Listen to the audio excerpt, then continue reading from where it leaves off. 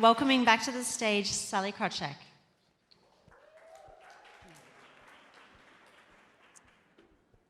Well, that is a tough act to follow.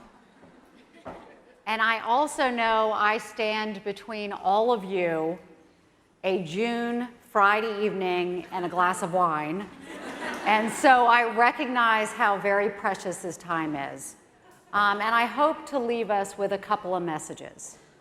One message that I keep thinking about is, and not to be a little bit of a downer for a second, that with all the talk and all the excitement and all the energy around the advancement of women and people and minorities in business, for all that we've been working at this for years, we haven't made nearly the progress that I certainly would have expected, both when I look back over the course of my career and when I look past just the few past years. So what I'm starting to think about is how in the world do we break the wheel? And the way we break the wheel, when I think about that, look at companies. Companies today that have the diversity group. And we've got more diversity group. We had the diversity group last year. We had it 10 years ago. We have it 5 years ago. We've got a diversity group. We have a mentoring program, right? We're doing all this, the pipeline. We got to let the pipeline work its way through. It hasn't been a pipeline issue since the 1980s. And I think we're all beginning to learn that typically in a meritocracy, where you allow your managers to manage, let's let them manage, and we'll pay them and you reward them based on their degree of success. That what we're finding is diversity is where, middle management is where diversity goes to die. And that those middle managers, very well-meaning, Steve's a great guy. He went to unconscious bias training. He has a daughter. He's the best. He just happened to promote Tom, and then John, and then Joe, and then Todd. I always say when Steve promotes Todd, you know he's a nice guy who's never, it's going to take more than one unconscious bias training. And so it's time to admit that what has worked at companies is not these efforts and then allow them to work their way through. The time has passed for that. It has to date been CEOs who've been willing to break the wheel, who've been saying, as my friend Ajay Banga does, he's been saying, we're just getting rid of the gender pay gap. We're just moving on. We're gonna promote these people. We're gonna promote people in the minorities.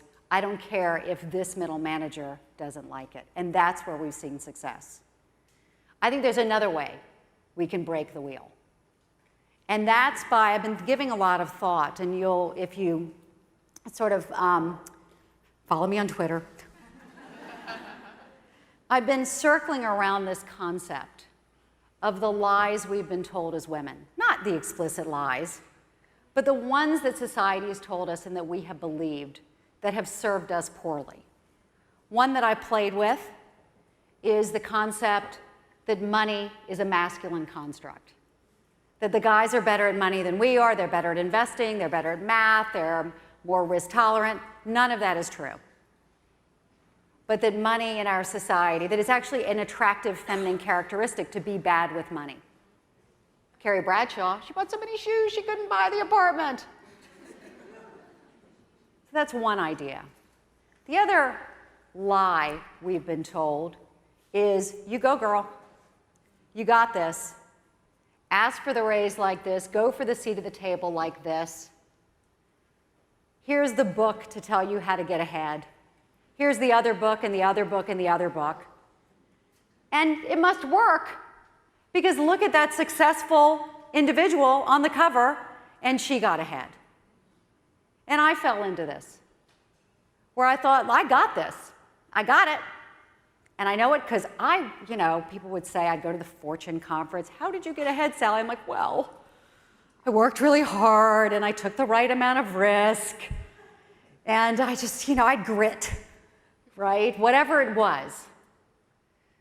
And so I thought, that's the recipe. And it's so comforting, because if there's a recipe and you personally own it, that if you don't get to the CEO level or become a multi-zillionaire, you just didn't read the book well enough. So go back and do it again. And I thought, I got it. Hey, I got a book too. And what I didn't realize is with diversity making very little progress, that the fact that I happened to be successful was just an exception that proved the rule, that we aren't going fast enough. I just didn't happen to work for Les Moonves or Harvey Weinstein or Matt Lauer, or I also didn't have to work for Steve. I didn't get caught by the middle manager who was the nice guy who was never going to promote me. The lie we've been told is you've got this on your own. It hasn't worked. We seem to have forgotten, we seem to have bought into what we intuitively knew in high school and college, which is travel in a pack. You're stronger in a pack. You're safer in a pack. That we've got each other's backs. And indeed today, the research tells us that when men's group of friends are successful, they are more likely to be successful. And when women's friends are successful, we are no more likely to be successful. And every one of us knows it. You're all going to start nodding because every one of us has a story about how, as our society, we've actually made it impolite to ask each other to do business, right? The girlfriend who you ask to invest in your business or to make the reference call, the person who you ask to promote you or help you get on the board, where you could feel like you stepped across the line, right? But the guys, in contrast, every one of us knows that guy. When I was running Smith Barney, I knew that guy. How is he so successful and he's not very smart? Really not the sharpest knife in the drawer. Oh, he was, insert name of male billionaire's college roommate. So the guys, rather than taking offense, have done business with each other for forever. And we have bought into, we can do this on our own. That's the negative. The positive, the research tells us that a man increases his chances of success if he has a broad, diverse network in which he's active. For women, that hasn't been enough.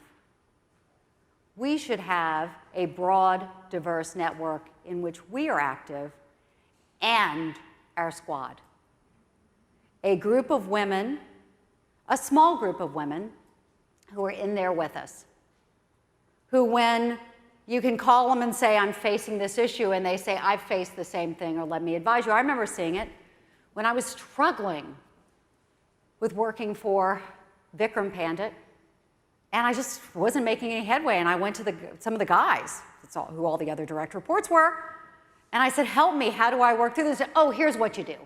You go in, you scream, you lay the law down, and you're going to be fine. And I'm like, I really don't feel like that's going to work for me very well. And so I called Zoe Cruz, who had worked for him back at Morgan Stanley. We went to lunch and were able to, from a similar place, work through the issue. And so the answer for us, I think, is to break the wheel and to come together, as we do at Ellevate Network, to do business with each other, to advise each other, to invest in each other's businesses, to tell somebody about a board position, et cetera, et cetera. That's how we've done it to date. The other way we can break the wheel is change our companies. And some of you work for companies where that CEO is on it and it's happening. And some of us don't. And so I've thought a lot about this. The other way we're seeing change is by women like the brave women at Nike, or the women who stood up to Uber, or the brave women at Google, the women at New York Times, come together. Come together as a group and engage with your company. And engage proactively and positively for how we can make our companies better places for everyone to work. A few ideas. Today in this country, as we know, we're the only developed country in the world without a mandated paid maternity leave.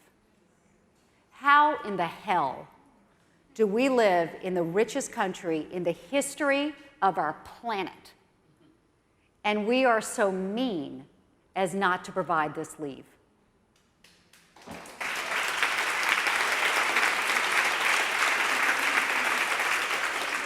By the way, the research shows that paid maternity leaves pay for themselves in less than a year. Because, and this is where we're not great at doing this math, because guess what? If you have a little bit of time to stay home with your new baby, you're more likely to come back to work, and the company doesn't have to replace you or train your replacement. Companies today, just a teens% of companies have a paid parental leave. And so many of us are fortunate enough to work for companies that do. Some of us are not. And engaging with our company in a proactive, positive way about how this is good for the company. And while I'm at it, a paid non-primary caregiver parental leave. Because everyone knows when only one gender, and typically it is still the woman who's the primary caregiver, is the only one that takes the leave, you're mommy tracked. If both genders take the leave, you can't mommy track the whole friggin' company, for goodness sake. And it actually, the research says, help to balance out the tax that we pay, the pay tax we pay when we become mothers. And so engaging with our companies for these paid parental leaves. The second thing, reporting out the gender pay gap and the racial pay gaps. Let's face it, if a company isn't measuring it, they've got it. And it's not because they're mean people and they mean to. It's because men have been socialized to ask for raises, and we women have been socialized not to. And newsflash, you get what you negotiate, not what you deserve.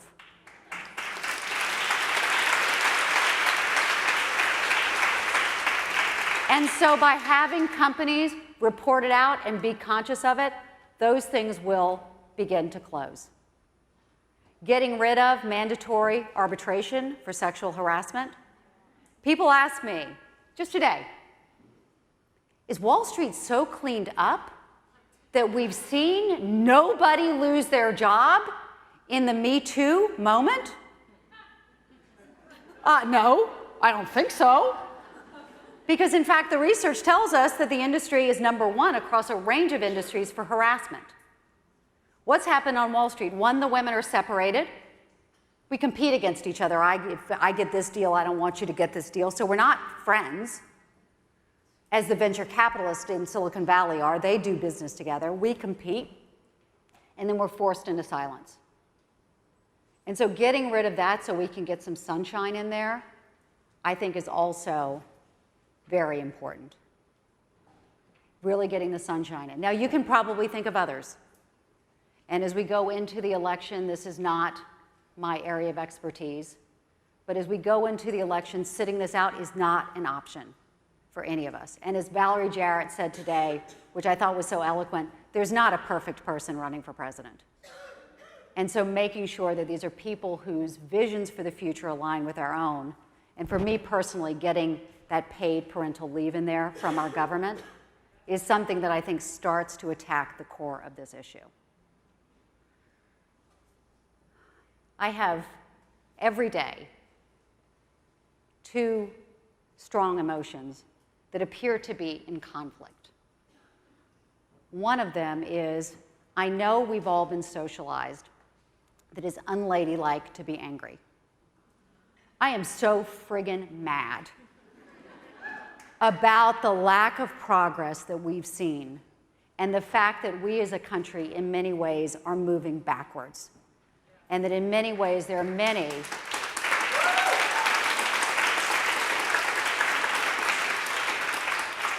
people who are trying to take our rights away from us. And though they may be rights around our body, make no mistake, at the core of it are also our economic rights and our ability to live the lives that we want to. I am so friggin' mad every day that I come in and work with an Ellevate network and Ellevest, et cetera, to do what I can do, those small things I can do to make a change. And by the way, if any of you want to march, I'm marching anytime, any place, any issue, I'm marching.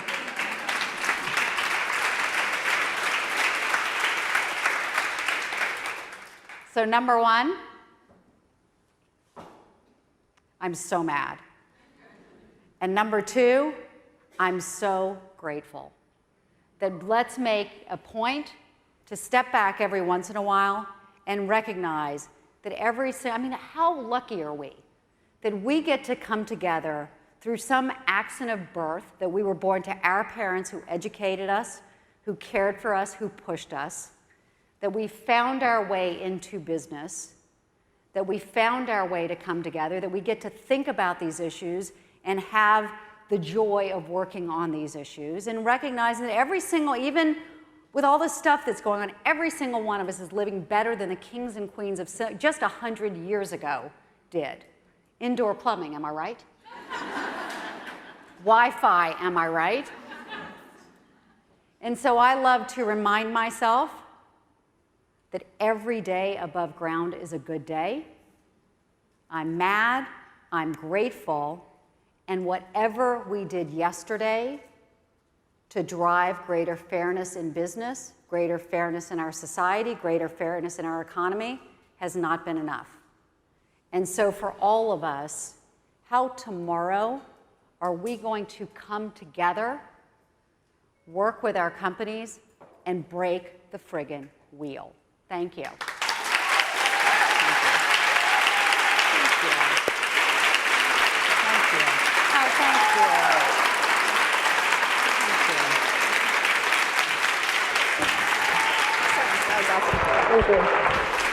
you.